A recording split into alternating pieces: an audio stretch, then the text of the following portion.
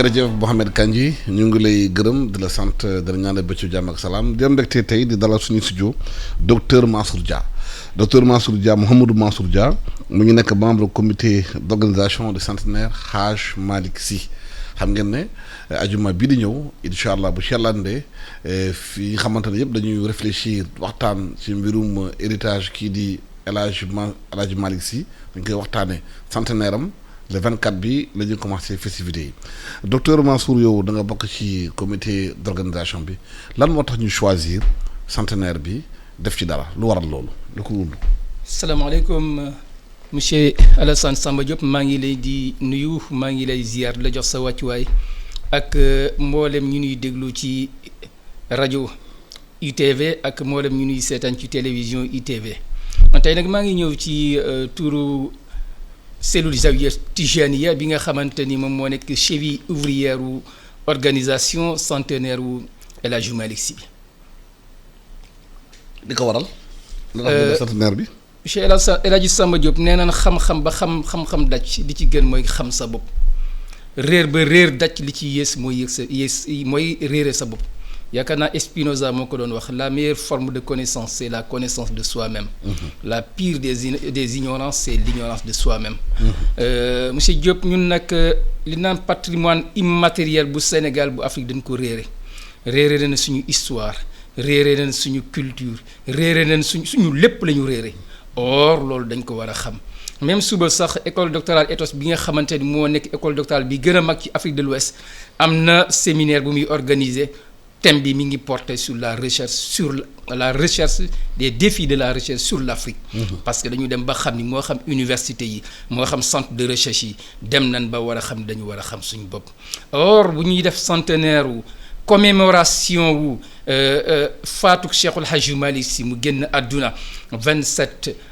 juin 1927 27 juin 2027 mu nekk 100 ans commémoration mooy lan mooy rappel. mooy tazkira nit ki nag boo koy rappeler alxuraan sax loolu la nekk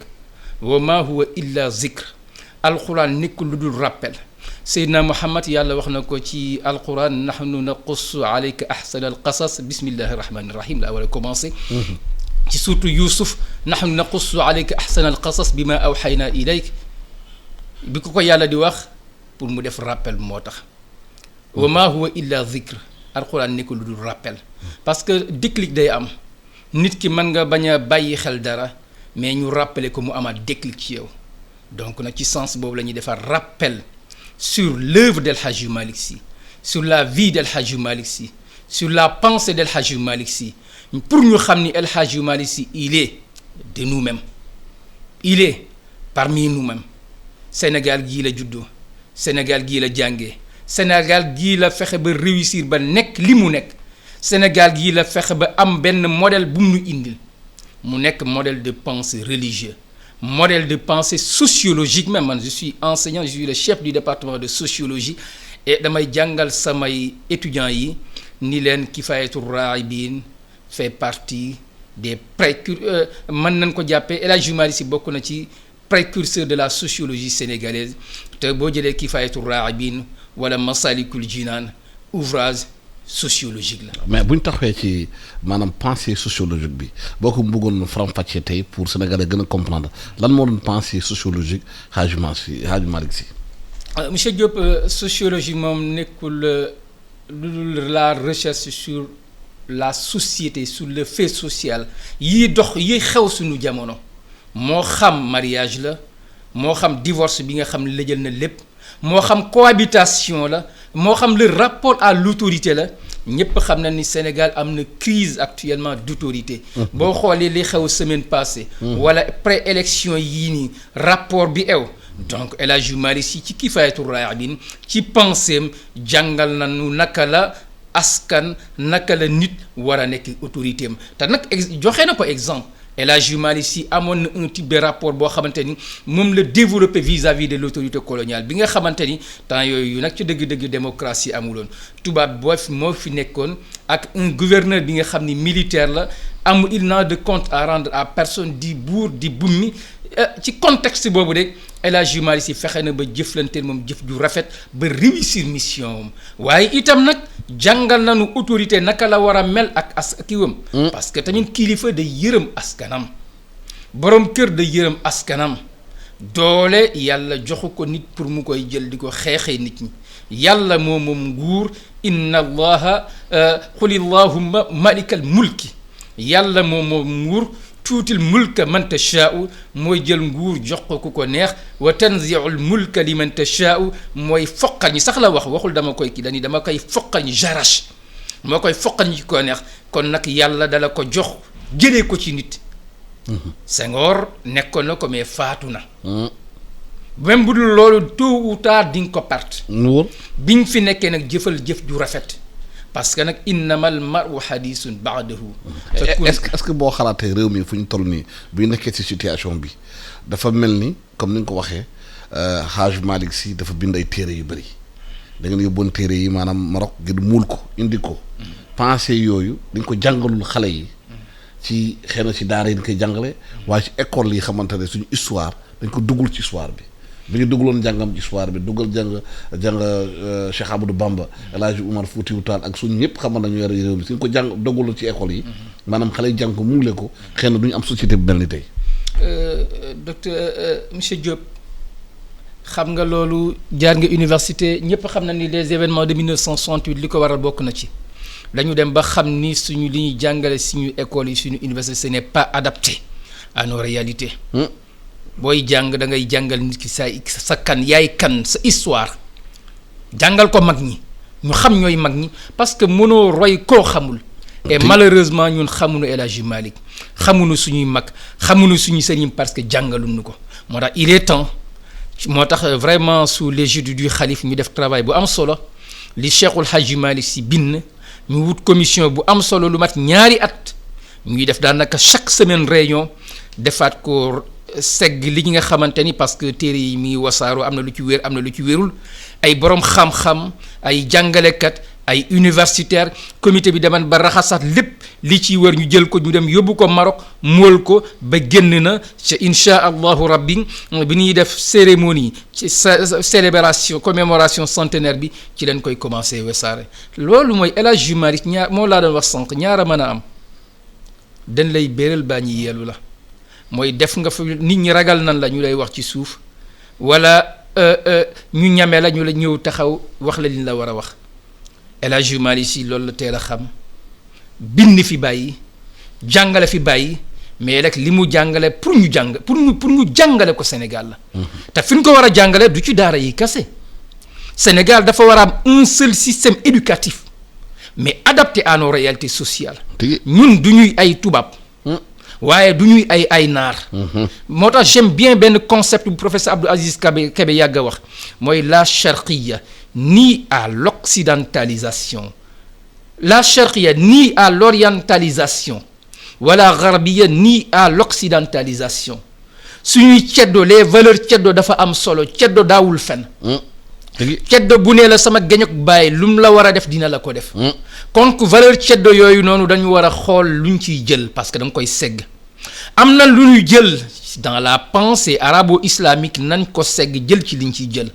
am na parce que tamit enracinement ouverture am na lu ñu war a jëlee dans la pensée occidentale nañ ko segg loolu lépp la ñuy boolee nag am un seul système éducatif mais nag rivalité bi am nii opposition bi am doomu tubaab bi fii nii les francisants doomu ake bi nii les arabisants ñu jàpp ni ceddo bi ki juddoo Sénégal du dara non El Hadji Malick Sy moom laa doon wax Sénégal gii la jàngee.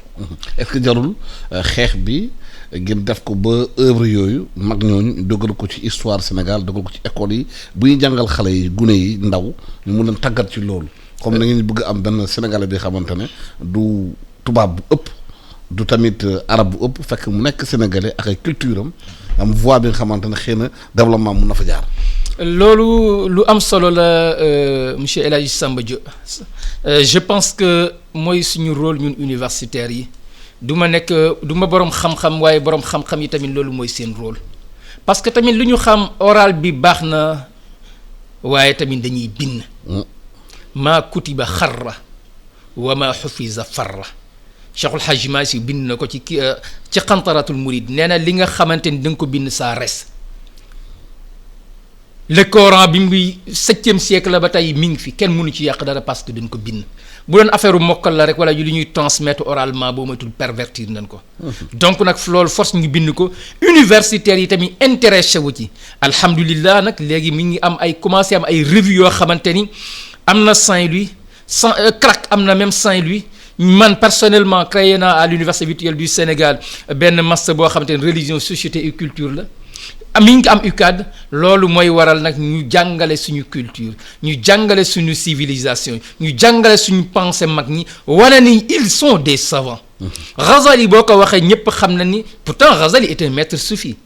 mais Ghazali on le considère comme étant un philosophe. On le considère comme étant un penseur pourtant li Ghazali def moom la Cheikhul Hadji Malick Sy def mais ñun nag fii li ñu waxee rek bu ñu gisee Cheikhul Hadji Malick Sy rek nga sukk nga raam wala nga ne est-ce que du noonu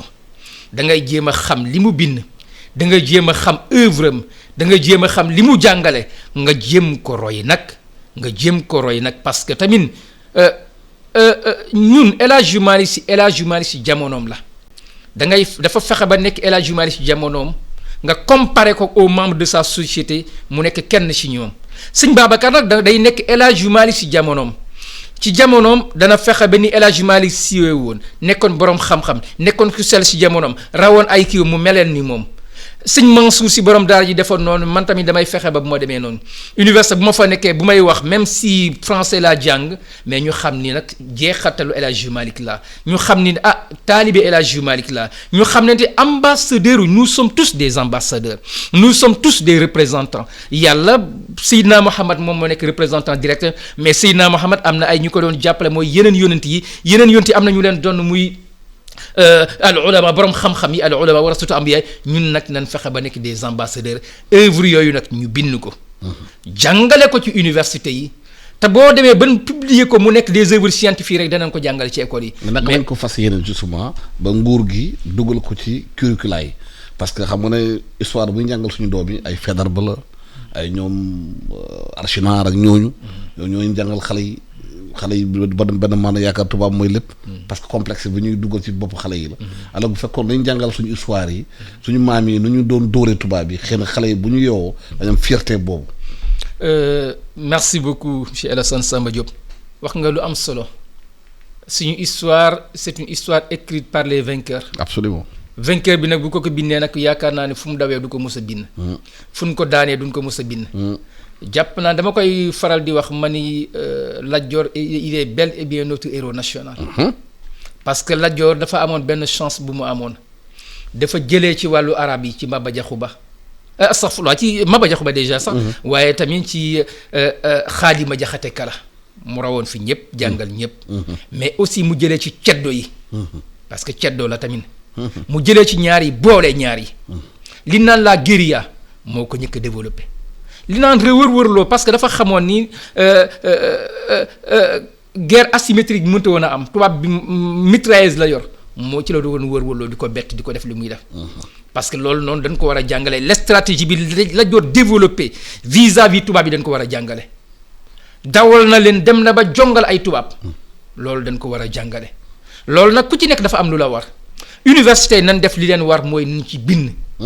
état bi tamit am na lu ko war mooy la recherche dafa metti force mu financer ko heureusement nag université yépp ñi ngi commencé développer li ñuy tuddee la politique institutionnelle de la recherche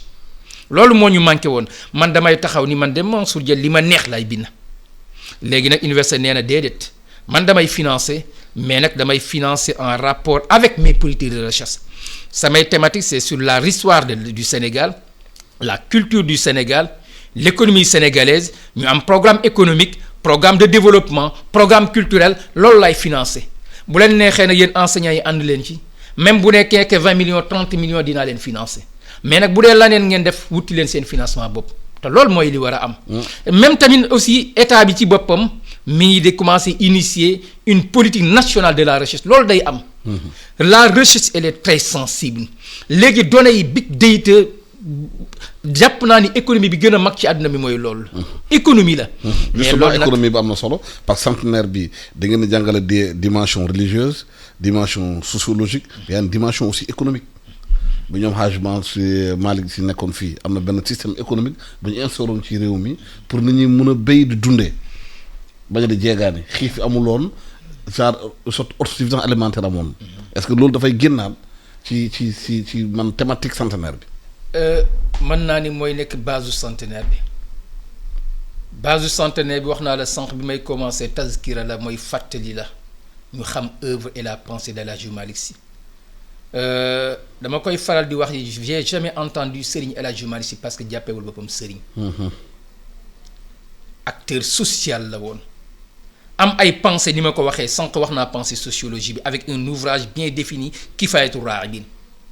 ni mu amee pensée sociologie noonu la amee pensée éducative ouvrage bu mu bind maa ngi koy traduire waroon naa ko génne mais dafa am sa suñu carrière mooy suñu problème donc la nga koy def mu tudd Qantaratul Mouride mu nekk un ouvrage sur la pensée éducative de El Hadji Malick Sy di la jàngal boo juddoo ba bi ngay faatu naka ngay def ba réussir. mu nekk genre Émile Rousseau moom genre ouvrage boobu noonu la mais noonu la amee pensée économique yooyu yëpp dañ ko war a jàngale fësal ko lu tax man la am na pensée économique dafa am lu mu bind wax na ko ci Kifayatou Raghibine nee na waxoon na ko taalibeem yëpp ne ni wattaxizi dirhama demal wuti dërëm wala takun aalatan ala naas bul nekk fardu ci nit ñi sëriñ bu liggéeyul di nga nekk fardu parce que bu ma liggéeyul nga nekk sama mag yaa may dundal. El Hadji Malick Sy nee na sëriñ warut a def loolu. sëriñ dafa war di liggéey et mënuñu liggéeyu sëriñ ñaar la mooy bay te ñépp xam na ni bay moo yore réew. man je suis fonctionnaire hors hiérarchie muy parce que magistrat yi ak prof d'université ñooy fonction hors hiérarchie la nekk. mais dem nañ ba ñun ñëpp xam nañ ni koom-koom millionnaire milliardaire boo ko bëggee nekk force nga dem ci tool yi. lu wóor na. Sénégal mënta yàgg ba état bi créé 3 millions d'emplois jox ko nit ñi. or bu développer l'agriculture waxuma la 3 milliards mais 10 millions de personnes mën na yóbbu ci tool yi malheureusement notre agriculture est très sous-exploitée. état bi ci agriculture la mën a jaar def loolu. élevage bi Sénégal lépp àll la jëlal àll Tamba bi élevage bi c'est loolu agriculture de Cheikhul Hadji Malick da daan bay Cheikhul Hadji Malick da daan sàmm Cheikhul Hadji Malick da daan commerce liggéey moo yor réew. wax politique yorul réew politique mënta nekk activité sacerdoce la war a nekk ñun nag malheureusement yooyu dañ def moo tax Sénégal jaarul yoonu jëm kanam parce que modèle yu ñu jël moo nekk luy modèle yu baax or dañu war a am des modèles de développement bu ma ko waxee nag am na modèle de développement économique te loolu force ñu dem suñu téere mag yi parce que moo nekk des modèles de développement allogène autochtone sa saf la fii la jógee ñii fii lañ ko expérimenté mu réussir fii. war nañu mën a jàngale modèle yooyu ci école yi ak université yi. moom lañ war a def. modèle de développement économique da nga ko war a jàngale. culturel nag ban modèle de culture muy la violence kii bi la résistance pacifique bu mu développé dañ ko war a jàngale. modèle de développement éducatif bi dañ ko war a jàngale. modèle de développement sociologie sociologue la mais du yàgg ba Émile Durkheim Max Weber permettre ma comprendre le Sénégal. parce que je prends l'exemple du mariage le mariage tel qu'il est célébré en France en Allemagne en Occident et le mariage tel qu'il est célébré au Sénégal bokkul. boo bëggee nag bëgg a nekk tubaab yaakaar naa ni divorce yi nga xamante ni la jël na ñëpp loolu mooy am parce que dañu bëgg mooy xamuñu suñu bopp or nit day xam. dañu bëgg a roy dañu bëgg a roy dañu xamante suñu culture. roy dàq. duñu yàgg ba ñu nekk ay tubaab du yàgg ba ñu nekk ay arab on restera on restera des Sénégalais bon temps. mooy suñu culture. mooy ci suñu sànni. nit day xam boppam xam fi muy teg tànkam or ouvrage yu El Hadji Malick Sy man nag dama ci intéressé lu bari. sama objectif mooy lu mu bind ma am ko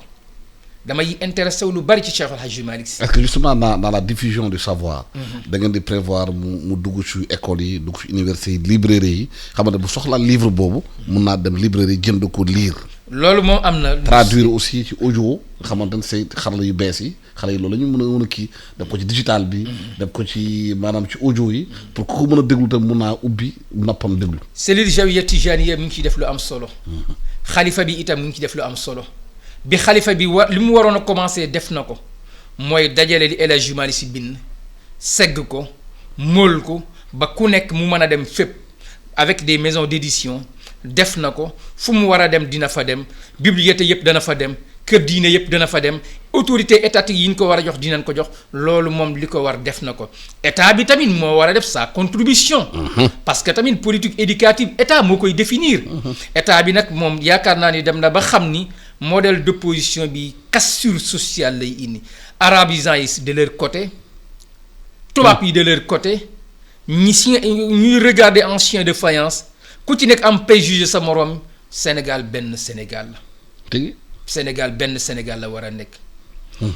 feex lii ew fii fitna gi parce que réew mi déjà metti na sur le plan économique bu ñu ci dollee baneen sur le plan social bu yàggee parce que am na lu ñu am loo xamante ni ñëpp ñeenan na ko.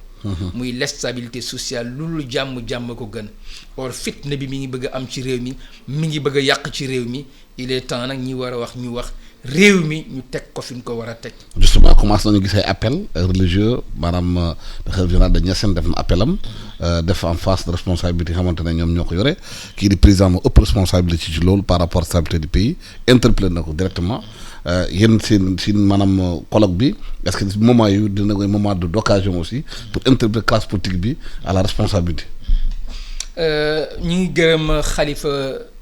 sëñ Mahi Niass di ko ñaan yàlla na ko yàlla gën a dëgëral. def na li ko war. te loolu Tivaouane itam loolu moo fa doon tradition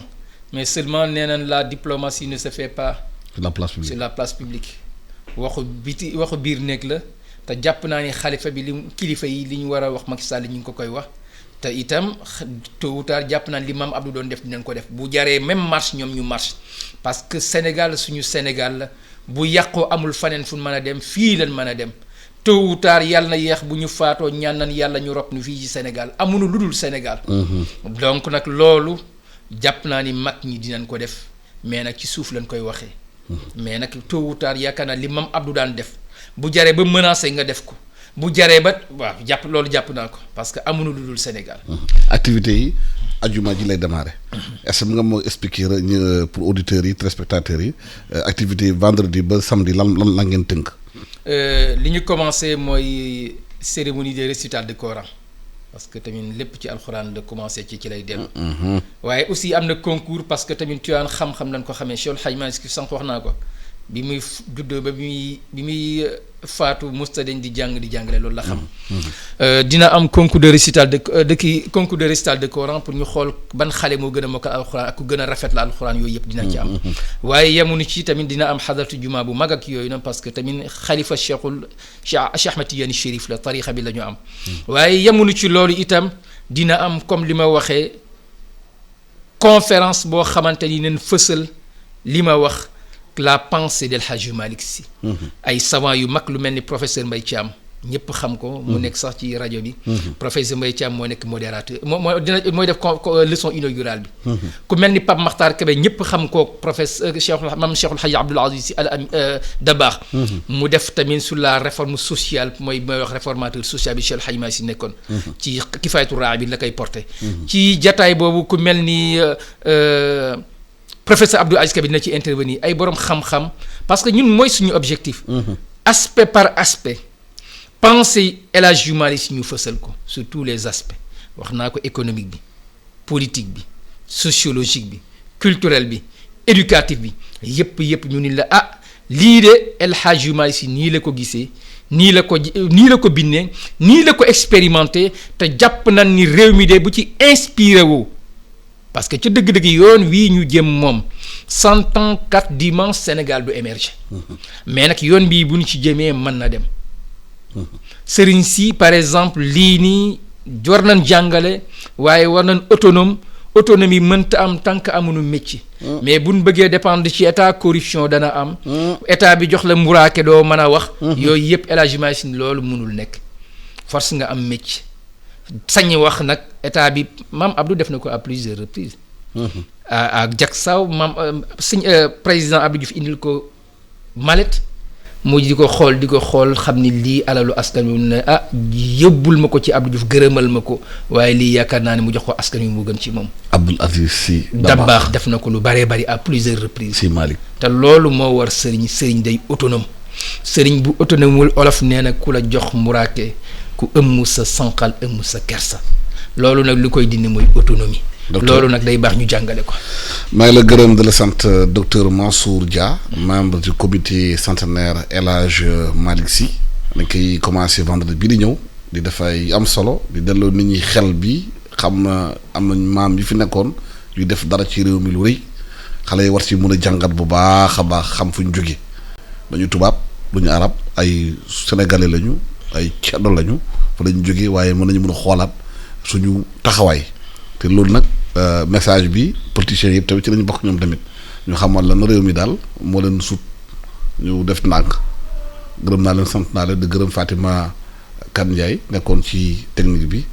di gërëm ñëpp ci xamal nañu doon déglu émission bi dañ ñaanal ba ci jàmm ak salaam